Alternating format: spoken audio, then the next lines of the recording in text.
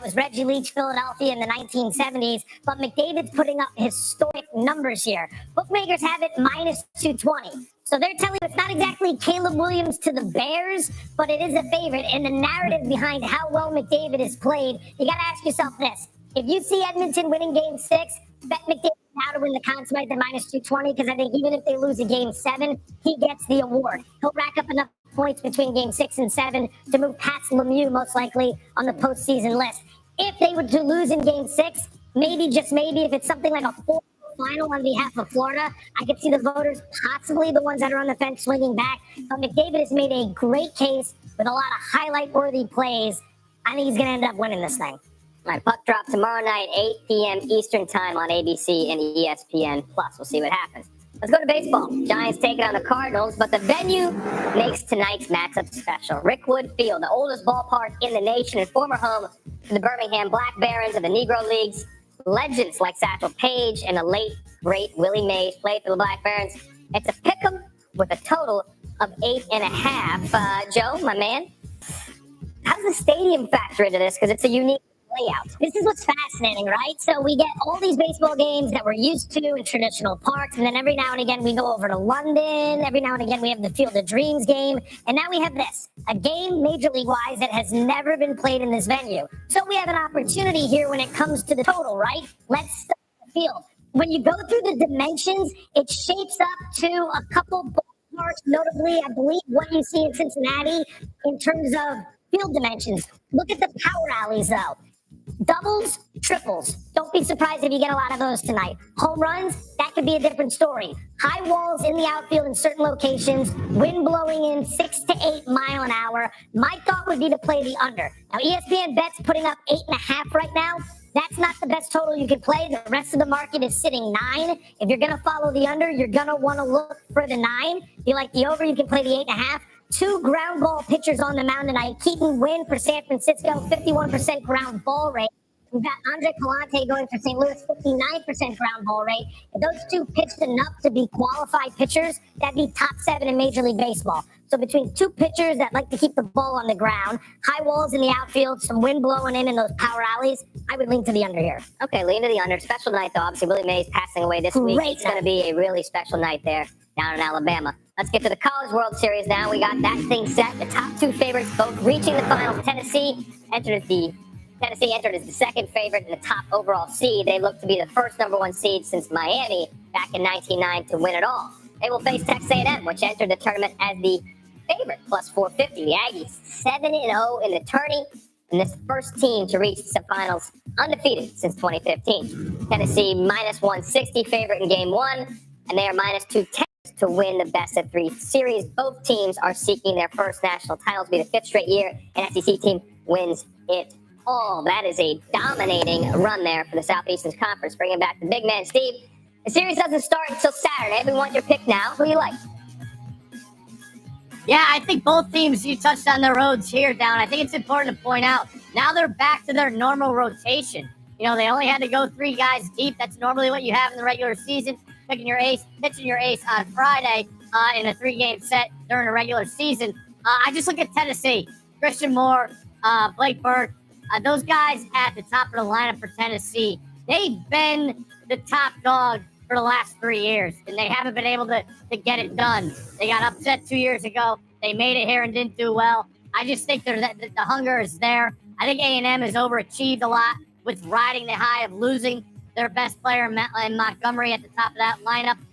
Katie Kent's been unbelievable replacing him. I just think Tennessee has more guys, more depth, and I think in its totality, that makes a difference in a 3-game set. I like the Volunteers. Where are we at on the Jello shot race? That's what people actually want to know about. Texas A&M. That's where we're at. Yeah, Texas A&M down by about 1,000 right now. Can the Aggies catch the Volunteer fan, Steve?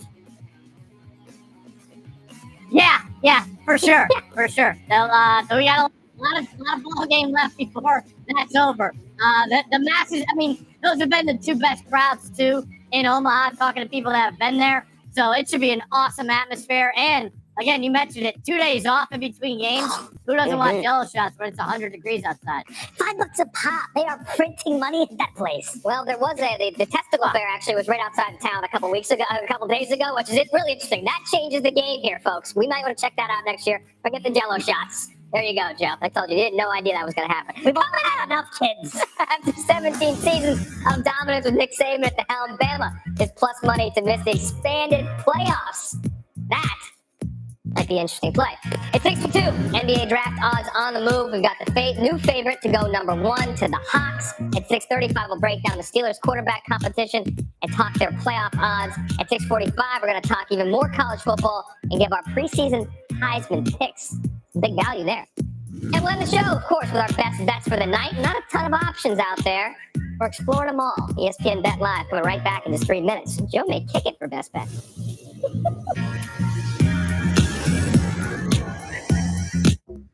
Pizza Hut just changed the combo game with the new My Hut box. Starting at $6.99, it's the ultimate solo meal. Get a personal pan pizza or melts and your favorite side. Combo like you never comboed before. No one out Pizza Hut. La cerveza más fina. To truly embrace the fine life, we must learn to let go.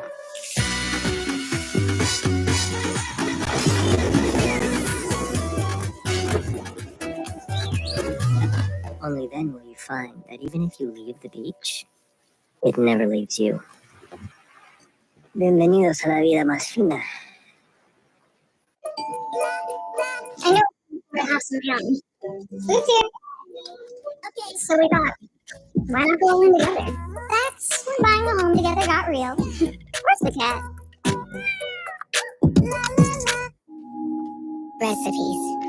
Recipes written by hand and lost to time are now being analyzed and restored. Power of Dell AI. We've never spoken, but you've told us many things. That you love stargazing, hate parallel parking, and occasionally your right foot gets a little heavy. The Lexus ES didn't begin in the studio, it began with you. Always dry scoop before you run. Listen to me. Hot dog diet got me shredded. It's time we listen to science. One a day is formulated with key nutrients to support whole body health. One a day. Science that matters. With Fairlife Ultra Filtered Milk, you'll want to savor every moment. With 50% more protein, 50% pleasure, and of course, it's delicious. Fairlife. BK melts full of flame grilled layers. Meet the new Philly, it's stacked with flavor. Juicy beef and melty cheese. All these toppings will make you say sheesh. BK, have it your way.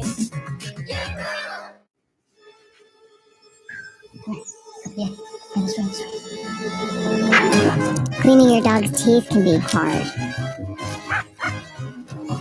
But not with Greenie's dental treats. Greenie's, well-being made wonderful. Girls, come on! Leave the segment of the world to the men?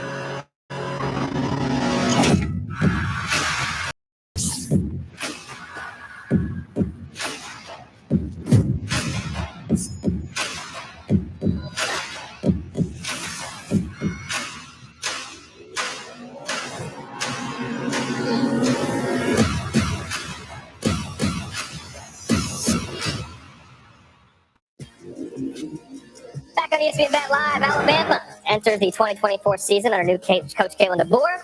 Coming over from Washington, he replaced the legend Nick Saban, of course, who won 6 titles at Bama. The Crimson Tide entered the season with a 16-1 odds to win the national title, their longest preseason odds since Saban's second season at the helm back in 2008. Now, Alabama actually a slight underdog to make the expanded 12-team playoff, but he had bet Bama has made the playoff 8 times in 10 years, of course, with just 4 teams then more than any other team. Last year, they fell to Michigan in the Rose Bowl in the semifinals in a great game. Back with our guy Stanford Steve, Joe Fortenbaugh, Dallas Cup. Steve, I'll start with you. You like plus money here in the Crimson Tide? Absolutely. I really do. I know. I get it. You touched on it with Saban leaving, the greatest coach of all time. Kalen DeBoer's pretty good. He knows what he's doing. People said he got the job and he wasn't going to be able to recruit. Check the recruiting rankings. I think they're doing all right there. But when you look at Alabama's roster, Jalen Milroe is only going to be better. the quarterback room with everything happened in the South Florida game, those guys, they're only going to be better. And the biggest factor that I like is their offensive line. I mean, how many offensive lines are you going to take ahead of them? 2 at the most, 3 in the whole sport with Brailsford, Roberts, and I think the best offensive lineman in the country, Tyler Booker, and then interior. You bring that to the table when you got to go to a road game at Wisconsin to see what you really got, a bye week, and then you got Georgia to figure it out. What people have to realize is that we are going to see teams with multiple losses get in the playoff. And I would put Alabama at the top of the tier. If people were upset last year that they got in, wait till this year when they have a couple losses. I haven't even said a word about their defense, too. And Deontay Lawson, their linebacker, might be my favorite defensive player in the country. So with plus money, I get it. They got Georgia coming in. Georgia's roster probably better in its totality. But Kalen DeBoer, I don't see a problem with the hire. I actually really love it when you look at what the other possibilities were to come in and replace Nick Saban. So, yeah, I'm on plus money. Give me Bama to make the playoffs. Complete agreement. Let's start with the point on DeBoer. The guy's won everywhere, and he wins quickly. When he went to Fresno State, his first year on the job was the COVID year, so they went 3-3. You can throw that one out the door. But that was a bad Fresno team. They were making a rough transition. Following year, first full season on the job, wins 10 games. So he jumps to Washington and replaces Jimmy Lake, who went 4-8. First year on the job, he wins 11 games. The guy's shown at multiple stops he can build a winner very quickly, all right? When you look at the schedule, very difficult. Steve brought it up there, some key spots. I would say of the 3 road games between Washington, LSU, and Oklahoma, can you win 2 of those 3? And then 2 tough home games between Georgia and Missouri, who's going to be solid this year. Can you win 1 of those 2? You pull that off, you're sitting on 2 losses. Remember, as we're voting to figure out what that 12th team, what that 11th team is going to be, this is a team with a lot of brand recognition. They travel. People want to see them. It's easy to sway some of the voters to get them in. A lot of us who watch this sport would love to see them under Kalen DeBoer get in if they're a 2-loss team. I agree. Plus money, I'm making the bet. Making a clean sweep. I'm surprised it was plus money, and I'm going to touch on your last point there, Joe. This is the only sport in the world where the perception of your team and your league affect your ability to win a championship and play in a championship. Ask Florida State about how they feel about that. Ask about the ACC how they feel about that. Nobody's perception is better in college sports and college football than Alabama. And nobody's perception of a league is better than the SEC. You add in Oklahoma and Texas, it's only going to grow. If it comes down to you're splitting hairs between them and the second or third team in the ACC or the Big 12, I don't care who it is. Bama's going. So that I love this play right now for all the reasons you guys said and the intangible piece of that. Steve, you want a last word here? No, I'm just scared that we're all in agreement. That's all. We're all smart. Absolutely. Well, we may be smart. We also can all be wrong. Okay, let's go on to the playoff odds. Steve, give me a team you're interested in to get in the playoffs. I was interested in Oregon. Now this price just keeps getting higher and higher, and I really wonder. I think it's going to be the talk of the sport about these big name teams changing conferences. Yep. And I get it. When you look at Oregon, you know, the flash, uniforms, all that. But now you got to go play a different style. You know, how well are you going to adapt? You look at that schedule. You don't think Oregon State's going to want some blood in that game after they just left them out to dry? You know, you get maybe what would be the best game of the year. You get Ohio State coming to your place in the middle of October to really see how it is. Michigan, I still think, is way more formidable than what the prices say. That defense is real, but the price seems to be getting a little high. And this, I do still tend to think I would rather take Oregon to make the playoff, maybe as opposed to a season win total or win the Big Ten, because I kind of want to see it. You know, with how they contrast to what they're going into. But when you look at the roster, they have everything. Offensive and defensive line are going to be strengths, and that's what you want, especially when you go on the road in the Big Ten. Dan Lanning is a beast of a coach. This is going to be a very good team. And I like the fact that in the first year in the Big Ten, when you look at the road dates for travel, they're only going to head far east by their standards, 3 times. Purdue, Wisconsin, and the other one is Michigan. And all of those have a break in between with a home game. So you're not going to get stuck with any of these crazy back-to-backs and wacko travel spots. That's something to keep in mind with the teams that are coming in to the Big Ten from the West Coast. I think that you guys talking about the teams who are adding teams. Yeah. I like the Big 12 in the vacuum. Oklahoma, Texas leaving. Kansas State, I think, goes in there. Avery Johnson's dynamic quarterback. They're very well coached. They've got really good trench play on both the offensive and defensive line. So I like them at plus 250. There you go. There's our playoff jumps here. All right, Joe, you like Miami, though. Why? Yeah, I'm going to slide in here. This might be a bit of a shocker, but this is a tribute to our friend Bear, who, alongside Pat Pearl, two most famous Miami alum in the history of the school. Miami making the playoffs, sitting somewhere right around plus 260. Hear me out. A little bit of a buy low spot on the Hurricanes. Rough season last year. They dropped 6 of their last 9 games. Everybody checked out on Cristobal's crew. Start with the schedule. All right. Where's the tough road spot? Florida, I like Billy Napier, but he's got his hands full this season. South Florida, Cal and Louisville, that's a back-to-back, but if you notice, there's a week off in between there. Georgia, Texas, that's not bad. The Florida State game's at home. This is a really nice schedule for a team that went and picked up Cam Ward at quarterback in the transfer portal. He's coming over from Washington State. Damian Martinez, the running back from Oregon State's coming over as well. I don't know, Steve. What do you think about the Hurricanes? Am I crazy thinking this team might threaten to get a playoff spot? Not at all. I really like it, Joe. The question I have is that first game. Like, you are going to as hungry a team. No one has said a bad word or a good word about Florida since last season. Then the schedule comes out, and it's like, oh my God, they're not going to win a game. They were better in offense last year than Colorado was. Everybody talks about Colorado in the flash. Florida had a better offense. So that first game for Miami, I think, is monumental. Now, with that, I would love to see an adjusted total after that game if they were to lose, and then look at a season win total. Because I still think Miami can win the ACC, even if they lose at Florida. I think it's a huge spot for them. They're going to learn a ton about themselves, but I think it's all for the better. You mentioned Cam Ward. He has to change his ways, though. He can't do his own thing like he did at Wazoo. He has to play within the system. Because when you look at playmakers, first of all, everybody's going to talk about the losses to Georgia Tech last year, the one at Oregon when he was at, against Stanford, when he blew the game with the call. Everybody, that's all they're going to talk about. The guy still has hired a great staff. He doesn't call the plays. He doesn't call the defense. The staff is very, very good. And when you look at what he's brought in, they still have plenty of playmakers. I just worry about that first game. But I for the first time in a long, long time, I'm in on Miami. I really am. I like what they have there. And I like what you pointed out, the schedule. Everything they have makes for success as the season moves on. And I like them moving forward in this year. Oh, it's such a big game to start the year. I'm getting excited. It's huge. It's really blood flow. It's a huge game, but it does set a tone. But that said, that is not a league game, which does help them in the fact that they win that conference, which is still open. Florida State's right there. Clemson, they are the third favorite right now. Miami at plus 260 to get to that point, maybe win it and get themselves to a playoff at plus 260.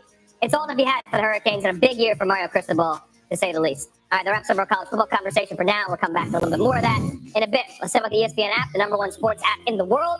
It's the most live sports and content. The best part, you can watch wherever and whenever you want. To get ESPN Plus, go to ESPNplus.com or download the ESPN app. Now, let's check in on the NBA draft.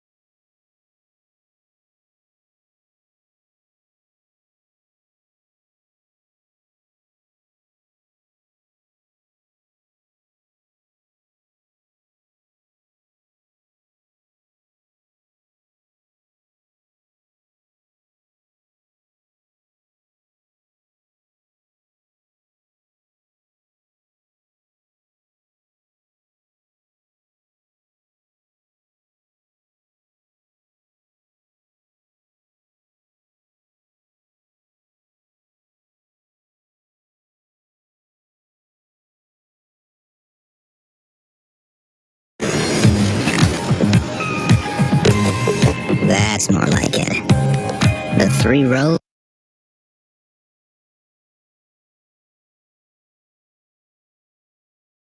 Photo, beautiful handmade frame. So if you've got a special photo on your phone, install the free keepsake app. We would love a chance to frame it for you. Poshmark is the perfect side hustle. There's so much I can sell.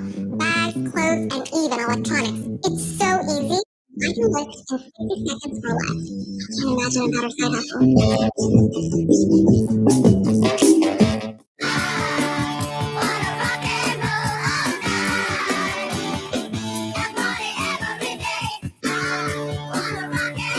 Applebee's late night, because half off is just more fun. Now that's eating good in the neighborhood. Back at that live showpiece game, Spain taking on Italy, the defending champs, the Italians in the Euros. Both teams won their opening group game in control here early in Spain. Nico Williams, wide open, on the doorstep. Some of us needed over 2.5 goals. The 21-year-old misses that. Spain completely dominated this game. What a laser by Fabian Ruiz. Gianluigi Donnarumma, check it out, gets a fingertip to it to keep it out. 8 saves on the day, 54th minute. Williams again active all day down that left flank, puts in a dangerous ball. Ricardo Caliaforia puts it in off his leg. Spain takes a 1-0 lead on the own goal. Dagger for him. More from Williams. Cuts inside, off the crossbar. Seemed like he was destined to score, but no, nobody else would score. 1-0 is your final. It's Luigi in the round of Sweet 16. Gianluigi Donnarumma. All right, Denmark and England. Harry Kane, the all-time leading goal scorer for England, coming off a poor performance as a team in their opener. They did beat Serbia 1-0. Mistake here by Christensen, falls asleep. There's Walker crossing it, falls to the aforementioned Kane. 3 Lions! There you go, Joe! The favorite for the Golden Boot coming into the game scores a goal. He's still that favorite now at 1-0. But this is the problem. England then backs off, and holy cow! Morton Holman from just under 34 yards, an absolute rocket. Nothing Jordan Pickford's going to do about that. Ties it 1-1. And then England, who were the favorites to win this, along with France coming into this match, were completely run the last 50 minutes. Denmark had better the chances. They looked more likely to win. They did not get it done. England has Slovenia in their final group stage game. Denmark, Serbia all to play for still in this group. Heard a great analogy earlier today. The English are the Cowboys. And with that, welcome in our good friend, Sebi Salazar, to talk some football. Copa America starts tonight. We'll get there in a minute. But first, let's focus on the Euros action today. Sebi, I know you were off the English squad before the tourney. They're now behind France in terms of the overall odds, tied with Germany at 4-1 to win it all. Where does the value lie to win this cup? Like I've been telling you, it doesn't lie with the English right now. I mean, what a disappointing, not just result, but performance against Denmark, who I don't think are in any way a real title contender in this tournament. End of that game, Denmark were closer to winning it than England were, which I think casts a lot of doubts on just what the English can do in the later stages of this tournament. I think if we go off kind of how teams have played, then there's 2 teams that jump to 4, and that's Germany and Spain. Spain, of course, 1-0 winners over Italy. Germany unbeaten in their 2 games as well. The only thing is, those 2 teams, if they win their groups, which right now you got to think that they're going to do, would meet in the quarterfinals. And of course, because the tournament's being held in Germany, I think you've got to give the edge to the Germans right there. But I think between Germany and Spain right now, and that matchup in the potential quarterfinal, is where the winner of this tournament, as of now, from what we've seen on the field, looks to be coming. And Spain and Germany, we know, are already through to the next round. To your point, it looks like they're both in pole position to win their individual groups. So let's get some big news